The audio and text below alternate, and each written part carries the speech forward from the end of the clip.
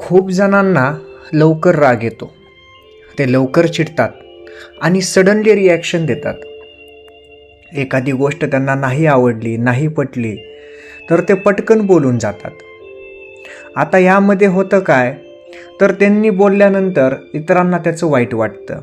इतरांच्या मनाला ती गोष्ट लागते. परंतु आपण त्या क्षणाला हा जर विचार केला की ही बोलणारी व्यक्ती का बोलतीये, अशी बोलणारी माणसं थोड्या वेळानंतर परत नॉर्मल होऊन जातात.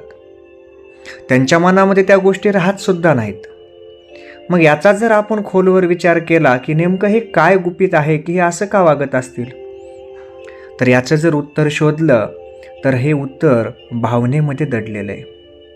कारण का, या लोकांच्या भावना खऱ्या असतात. यांच्या भावना खऱ्या असल्यामुळं ते जेवढ्या लवकर यांना राग येतो तेवढ्या लवकर यांचा राग जातो सुद्धा. म्हणून जर आपल्यासोबतची, आपल्या परिवारातली, कुटुंबातली व्यक्ती जर अशा प्रकारे एखाद्या वेळेस चिडत असेल, तर थोडंसं समजून जर घेतलं तर आपल्याला समजून जाईल की याच्या भावना खऱ्या आहेत. चिडणार कोणावर, तर आपल्याच माणसावर कोणीही चिडतं. इतरांवर चिडण्या एवढा आपण हक्क गाजवूच शकत नाही.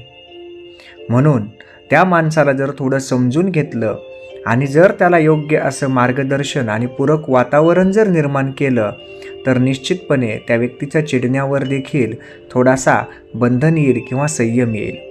परंतु भावना मात्र त्याच्या खऱ्या असतात, हे मात्र आपल्याला नाकारता येणार नाही. कारण खऱ्या भावना असल्याशिवाय कोणी एवढ्या लवकर पटकन चिडणार सुद्धा नाही. जय जय रामकृष्ण हरी.